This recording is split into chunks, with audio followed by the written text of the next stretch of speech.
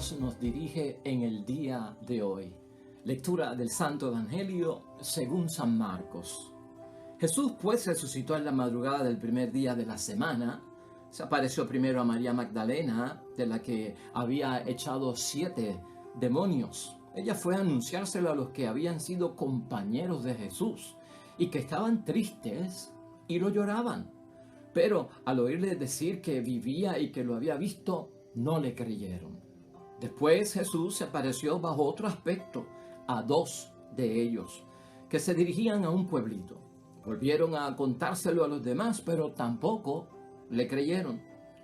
Por último se apareció a los 11 discípulos mientras comían y los reprendió por su falta de fe y por su dureza para creer a los que lo habían visto resucitado.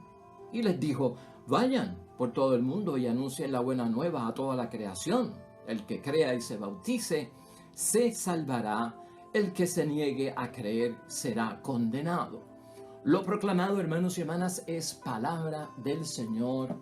Gloria a ti, Señor Jesús. Pues, hermanos y hermanas, terminando la semana de la octava de Pascua en nuestro calendario litúrgico, terminando la primera semana de Pascua, ya hoy es sábado. Y hermanos y hermanas, nuevamente el Evangelio nos pone con las apariciones de nuestro Señor Jesucristo, los sucesos que se dan de la negatividad o la negación que hay por parte de algunos de no creer lo que ha pasado, y luego lo que Cristo hace, y luego pues también el envío por parte de Jesús el Señor.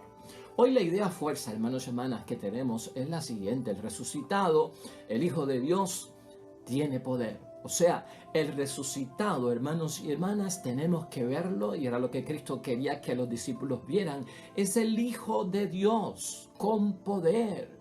Y de eso vamos a estar hablando hoy, hermanos y hermanas. Acuérdense que siempre aquí lo importante es tratar de nosotros identificarnos con estos personajes de la Sagrada Escritura, porque somos humanos y podemos estar pasando por lo mismo que ellos están pasando. En Pascua estamos acercándonos al Cristo vivo, hermanos y hermanas, al Jesús con poder y en esa actividad divina en medio de nosotros. Y eso es lo que estamos buscando, que tú y yo tengamos encuentro personal con Cristo espiritual, que experimentemos su poder en nuestras vidas, su presencia, hermanos y hermanas. Eso es lo que estamos buscando. Nuevamente, los discípulos pueden estar, como muchos de nosotros, ante los golpes fuertes de la vida que hemos visto aquí, ¿no? En tristeza, dice la palabra de Dios hoy, llorosos, y permanecen incrédulos, hermanos y hermanas. Los discípulos están inundados de pesimismo. ¿Quién de nosotros no ha estado triste por las cosas que nos suceden? Nos salen las lágrimas, nos volvemos incrédulos con Dios y hasta con las cosas de la iglesia, y nos metemos dentro de un pesimismo, hermanos y hermanas, que no es válido para nada. ¿Por qué es que los discípulos de esta forma, hermanos y hermanas, no aceptan el anuncio de que Jesús está vivo? ¿Por qué será que muchos de nosotros no aceptamos el anuncio de otras personas que dan testimonio de que Cristo está vivo, de que fueron sanados, de que fueron ayudados por Dios, de que sienten la presencia de Dios? Lo mismo que le pasa a los discípulos también nos puede pasar a nosotros. Aquí lo clave es que hemos visto esta semana, hermanos y hermanas, y tal vez estamos haciendo una conclusión total de la primera semana de Pascua hoy al reflexionar y meditar el Evangelio. La situación con los discípulos es que no entienden que el Mesías tenía que morir y resucitar, hermanos y hermanas. El Viernes Santo está dentro del plan de Dios. Esto es lo que los discípulos no ven. Ese Viernes Santo de tanto dolor, de tanta pasión de Cristo, es un proceso y tenía que suceder, y no termina con nada y no tiene la última palabra, porque de ahí se lanza el domingo de resurrección, igual para nosotros. Nada que enfrentemos nosotros en la vida, nuestro Viernes Santo en nuestra vida, nuestra pasión en nuestra vida, nuestro Vía Crucis en nuestra vida, no tiene la última palabra, pero hay que pasar por él. ¿Por qué Cristo tuvo que experimentar el Viernes Santo que los discípulos no lo entienden? Su pasión, ¿por qué la tuvo que vivir tan cruelmente que los discípulos no lo entienden? Bueno, hermanos y hermanas, porque la finalidad de la pasión y de la muerte de nuestro Señor Jesucristo en la cruz era para que entendamos que no se puede reinar sobre pecadores sin antes ser reconciliados con Dios. Eso es parte del plan de la salvación. Si estamos en pecado por la situación del pecado original, la inclinación que tenemos al pecado, y Cristo es nuestro Rey, y Dios es nuestro Padre, y quiere reinar en nuestras vidas, o sea que su voluntad sea nuestra voluntad, hermanos y hermanas, la única forma que había en aquel momento de poder reconciliar a los pecadores con Dios era a través de ese sacrificio. Y eso era lo que los discípulos no entendían, porque para ellos, acuérdate, el viernes hundió a Cristo en la tierra y se acabó todo. Y por lo tanto, hermanos y hermanas, para reconciliarnos hace falta ese Viernes Santo en nuestras vidas, que nosotros lo recordamos con ese propósito. Había que solucionar primero el problema de pecado, hermanos y hermanas. Eso lo vimos en Cuaresma también. Para que Cristo esté vivo en nosotros, soluciona tu problema de pecado. ¿Qué es que solucione mi problema de pecado? Reconcíliate con Dios para que Dios pueda ¿qué? Reinar en nuestras vidas. Eso en primer lugar, hermanos y hermanas. En segundo lugar, la incredulidad de estos apóstoles, hermanos y hermanas, y de los discípulos, hace algo muy importante para nosotros, porque a pesar de que es negativo, también nos trae una lección, una experiencia de aprendizaje que nos va a ayudar a que, pues, a profundizar y a desarrollar nuestra fe, nuestra santidad, nuestra espiritualidad, nuestra propia vocación cristiana. ¿Por qué? Es positivo para nosotros, hermanos y hermanas, porque nos revela que los discípulos de Cristo no se dejaban sugestionar con facilidad por ciertas visiones que decía la gente acerca del resucitado, por creer cosas que a lo mejor, hermanos y hermanas, eran contrarias a la verdad que el mismo Jesucristo les había enseñado. Así que esta incredulidad tiene una ventaja y nos da un gran testimonio a nosotros de que estos muchachos no creyeron hasta cierto punto, ¿verdad? Esa incredulidad fue de beneficio para nosotros, porque no podemos decir que la resurrección de Cristo fue algo que le pasó a los discípulos y no que le pasó a Cristo. ¿Qué le pasó a los discípulos que creyeron en la resurrección? Porque estaban sugestionados, porque creyeron ciertas visiones que decían las mujeres que habían tenido en aquel tiempo. Las mujeres, hermanos y hermanas, no se le creía mucho en aquel tiempo, ¿verdad? De acuerdo al primer siglo, a la mentalidad, a la sociedad y a la cultura de ese primer siglo, ¿no? Y también pues por creer cosas que son contrarias a la verdad. El tercer punto aquí es importante porque de esta forma, hermanos y hermanas, sabemos que los discípulos de nuestro Señor Jesucristo van a aceptar la resurrección de Jesús cuando están totalmente convencidos por las evidencias. Así que esto tiene también un lado positivo. No son, o sea, los discípulos en su no creer están como que echando a un lado que rumores, chisme, conclusiones, ¿verdad? Porque cuando alguien dice que pasó algo, tiene que probarlo. Y eso corre en la mente de todos nosotros. Desde ese lado positivo podemos ver esto que nos ayuda totalmente a nosotros. Ellos van a aceptar la resurrección de nuestro Señor Jesucristo cuando estén completamente y totalmente convencidos por esas evidencias. Ahora, nosotros vemos en el Evangelio de hoy que hubo un reproche por parte de nuestro Señor Jesucristo por esta continua incredulidad, ¿verdad?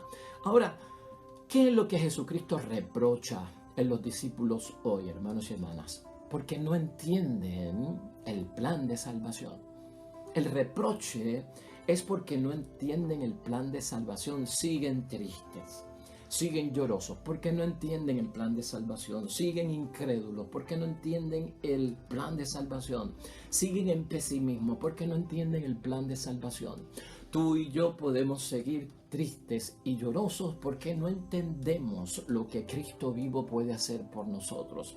Podemos hasta permanecer incrédulos. ¿Por qué? Porque no entendemos el plan de Dios vivo en nosotros. Seguimos con pesimismo ante las situaciones de la vida porque no comprendemos de una vez y por todas lo que es el plan de salvación y el Cristo vivo en nosotros, hermanos y hermanas. Lo triste de todo esto y lo que Cristo quiere de alguna forma pues transformar es que uno no puede permanecer en eso, uno no puede permanecer en la tristeza y en los llantos, hermanos y hermanas, en la incredulidad y el pesimismo por no entender lo que Dios está haciendo. Cristo quiere interrumpir las lágrimas de la vida de los discípulos. Cristo quiere interrumpir tu dolor, tu sufrimiento, tu llanto, tu desesperación, tu frustración, tu dolor de cabeza, tus dudas, tus sospechas. Cristo quiere interrumpir tu tristeza. Cristo quiere interrumpir tu llanto, tu incredulidad. Cristo quiere interrumpir el pesimismo y la frustración que nos cae encima bajo el peso de tanta situación difícil, hermanos y hermanas, que tenemos que enfrentar. Escúchalo bien. Cuando Cristo se aparece vivo, quiere dar término, fecha ya, de que esto tiene que acabarse. Y por lo tanto, si Cristo quiere interrumpir nuestra tristeza, es para comenzar a bailar de alegría. Alégrense. Es también anuncio de parte de Cristo a danzar de gozo y alegría. Llénense de una alegría que sea que desbordante. Cuando uno, hermanos y hermanas, en la vida que tiene de nuestra pasión, de nuestro Vía Crucis, de nuestro Viernes Santo, nos centramos en ella, es como centrarnos en lo terrenal. Es como quedarnos rodeado de lo material, de lo pasajero, de lo temporal, de lo del mundo. Y de ahí es que Cristo quiere sacar a los discípulos, porque también nosotros caemos dentro de esa situación que es amarga para la vida de cada uno de nosotros. Tal vez los discípulos dentro de esta situación y no se dan cuenta, y tampoco nosotros nos damos cuenta cuando pasamos por momentos críticos, hermanos y hermanas, se compadecen de ellos mismos. Se compadecen de ellos mismos por los cargos de conciencia que tienen, por las situaciones de la traición, de la negación, del abandono de nuestro Señor Jesucristo, y están sumergidos dentro de ese dolor. Eso es lo que hemos visto toda esta semana, hermanos y hermanas, que no les permite ver, que no les permite reconocer al Señor resucitado de entre los muertos. No podemos compadecernos de nosotros mismos eternamente y perpetuar la tristeza, el llanto, la incredulidad en nuestras vidas por la falta de comprensión y el pesimismo, hermanos y hermanas. Usted no puede perpetuar eso en su vida, y Cristo tampoco lo desea. Y por eso es que Cristo quiere transformar ahí. ¿No saben por qué la muerte, hermanos y hermanas, de una forma reconcilia al mundo en el proceso de la salvación, cuando Cristo se lo explicó tantas veces? ¿En qué estarían pensando que no escucharon aquello? El Hijo del Hombre tiene que padecer, ser humillado.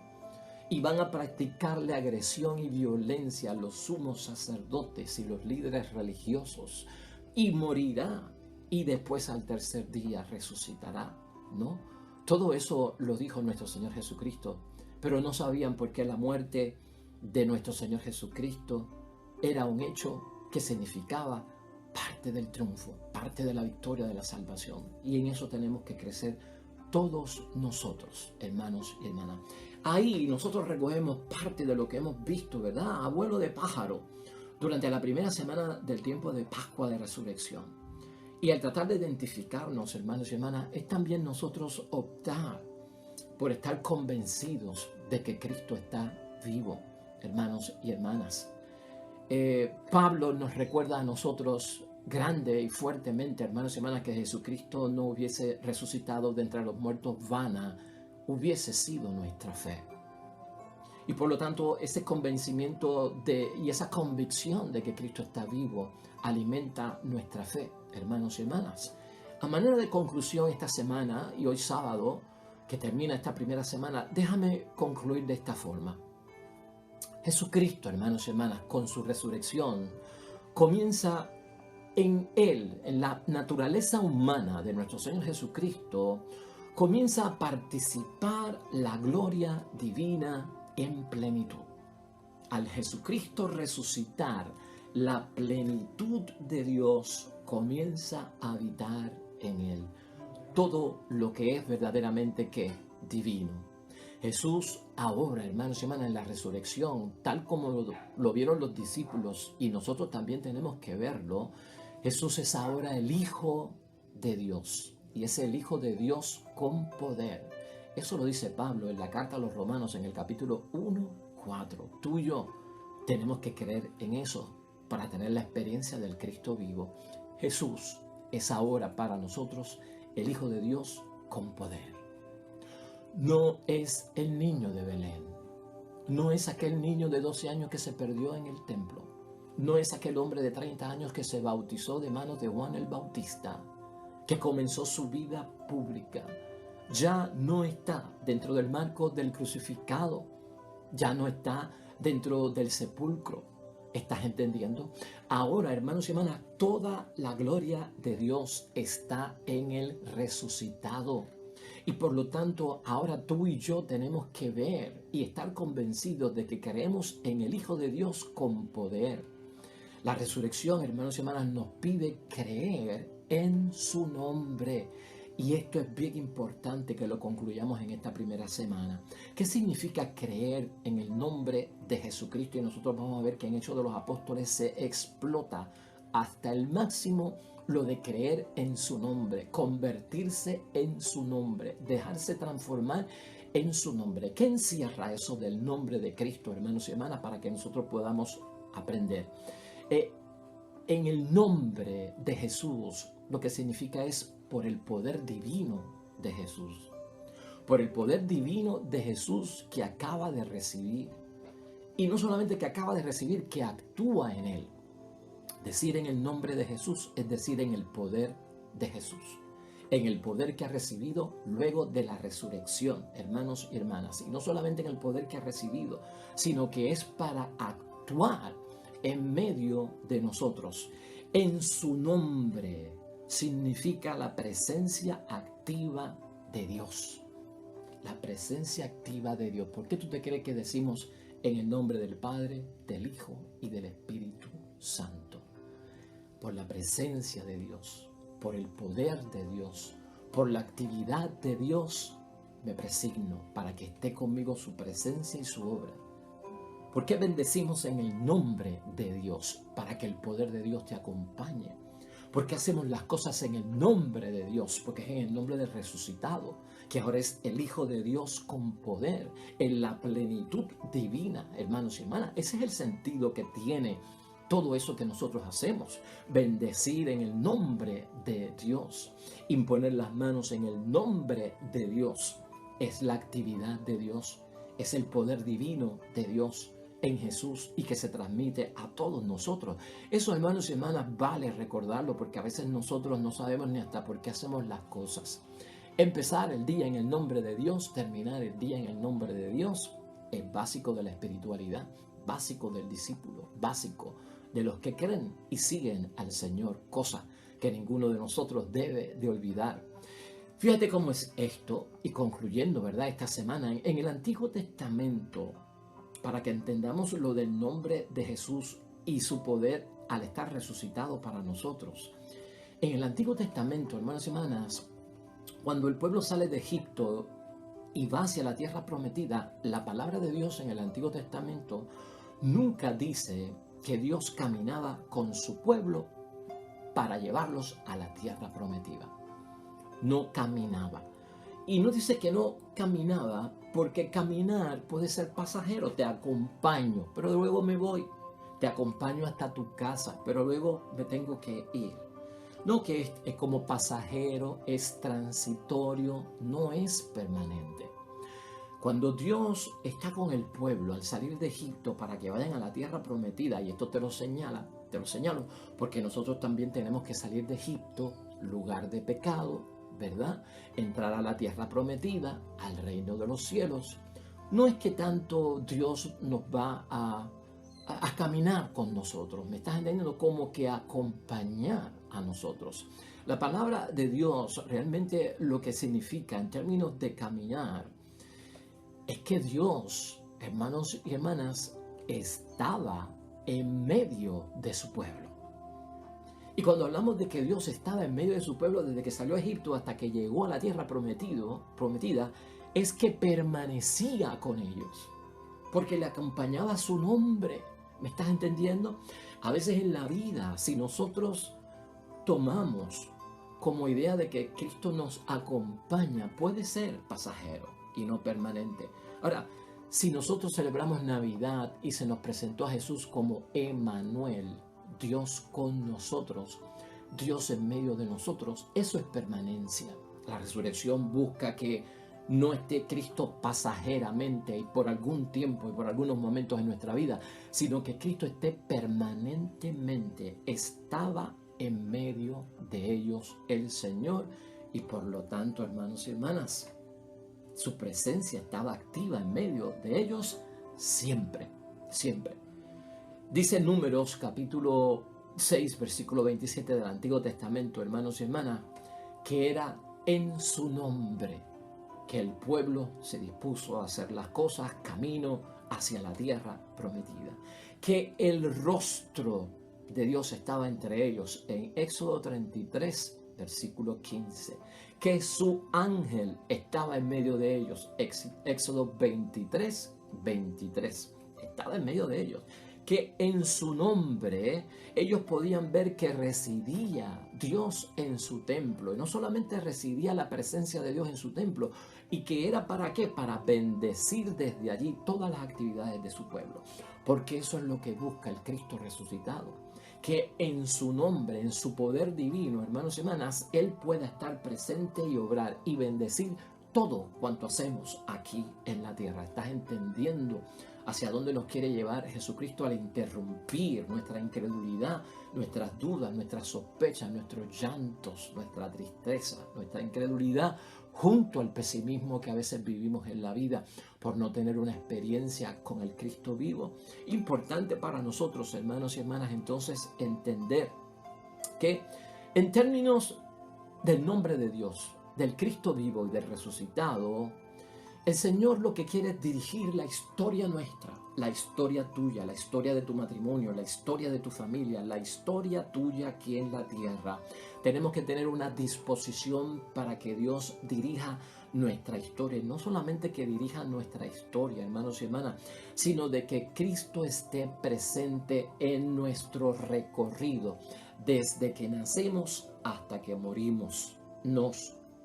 Su presencia esté con nosotros y que luego sea en plenitud. ¿Me estás entendiendo? Eso es lo que busca el Cristo resucitado, en eso es lo que yo tengo que creer. De eso es que yo me tengo que valer en la fe, hermanos y hermanas, para darle vitalidad. Por lo tanto, dejemos, nos ha dicho esta primera semana, que Él dirija nuestra historia, la que desarrollamos desde por la mañana hasta por la noche. Y que Él esté siempre en medio de nosotros según avanzamos y recorremos la vida. Finalmente, hermanos y hermanas, y al finalizar esta semana, el Evangelio, nosotros, tú y yo, la palabra de Dios no la podemos reducir o limitar tal vez a una palabra que está viva, pero que lo que quiere es reordenar nuestra vida. Cristo sí quiere reordenar nuestra vida, pero no es de la forma que nosotros sabemos. Yo no sé si a ti te ha pasado que como esposa, o tal vez también como padre o esposo, si has reordenado tu casa. Y cuando nosotros reordenamos las cosas, pues no dura mucho tiempo la reordenación, ¿verdad? Como que vuelve y se descompone todo, se desordena todo. Uno reordena y se desordena la cosa, porque no hay permanencia. Tienes que volver a reordenar el cuarto, tienes que volver a reordenar el interior del carro, tienes que volver a reordenar el almacén, porque algo pasa en la vida que con lo que tenemos que hacer estamos tan ocupados que pues desordenamos las cosas. Entonces concluimos esta semana, hermanos y hermanas, que el Evangelio no se puede reducir simplemente a que es algo en mi vida que reordena la vida. ¿Por qué? Porque podemos desordenarla. ¿Qué puede causar el desorden en la vida espiritual de santidad, en nuestra vocación cristiana, en nuestro discipulado? Pues el pecado, hermanos y hermanas, la tristeza, el llanto, la incredulidad, el pesimismo. Muchas cosas pueden desordenar nuevamente nuestra vida, nuestra familia, nuestro matrimonio y nuestra casa. El Evangelio, hermanos y hermanas, es algo permanente. La presencia de Cristo vivo es algo permanente. ¿Por qué? Porque es fruto, es fermento. Hermanos y hermanas, la palabra de Dios y Cristo resucitado es fruto y es fermento para que algo permanezca así para siempre. En esa vida que es nuestra vida, hermanos y hermanas, lo que significa que la palabra de Dios y el Cristo resucitado estén con nosotros para que al yo reordenarla, no vuelva a desordenarla por las cosas que me desvían de Dios. es saber que en nuestra historia y en nuestra vida, si eso no está presente, hermanos y hermanas, no se logra nada positivo, verdadero y auténtico que tiene que ver con Dios. Si no dejamos que sea Él el que permanentemente, hermanos y hermanas, ordene nuestra vida, nuestra alma, nuestro cuerpo, nuestra existencia aquí en la tierra, si no lo permitimos, vamos a estar en un constante desorden y ordenamiento. Desorden y ordenamiento. Y Cristo está buscando que haya más ordenamiento que desorden. Por lo tanto, fruto de la permanencia del Cristo vivo y resucitado en nuestras vidas, en su nombre y en su poder, hermanos y hermanas, es precisamente que permanezca la santidad, la presencia y la obra de Dios viva en nuestras vidas. Amén y amén. Pues, hermanos y hermanas, vamos a unirnos al salmista nuevamente en el Salmo 17, en algunas el Salmo 18, para terminar nuestra reflexión de esta semana que ha sido de bendición en el nombre de Dios. Oremos.